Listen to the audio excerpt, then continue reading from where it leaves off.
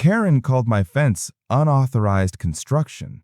She brought a bulldozer to tear it down, but karma struck before the engine even stopped. It was 8 a.m. when I heard the rumble of diesel. Outside my window stood Karen, the HOA president, wearing sunglasses and a power stance, pointing at my fence. "This fence violates HOA Design Code 4B, she barked. Behind her, a hired demolition crew waited beside a yellow bulldozer. I stepped outside, holding my coffee. "Karen, that fence marks the property line. It's legally mine," she smirked. "Not anymore. The HOA board voted. It's coming down." Before I could argue, she motioned to the driver. "Do it." The bulldozer roared forward, its blade scraping the ground. Karen folded her arms, watching proudly, until the driver hit the gas too early. The fence didn't move, but the bulldozer suddenly jolted, veered right, and crunched into the side of her silver BMW. The silence was instant. Then came the scream, "My car!"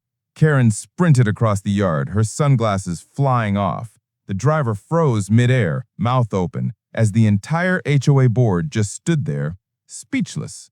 I couldn't help it. I laughed, loudly. "Guess you violated your own property line." She turned on me, furious. "This isn't over. I'll sue you for damages." That's when the county surveyor, who had been called earlier to verify the property line, pulled up with his truck. He stepped out, clipboard in hand. "Actually, Mrs. Scott," he said, "this fence is perfectly placed. You were about to destroy your own HOA property, including your car." The bulldozer driver slowly backed away. The HOA board started whispering. Karen's face turned bright red. She stammered, "This is a misunderstanding." The surveyor shook his head. "No, ma'am. This is vandalism, and you'll be receiving a fine."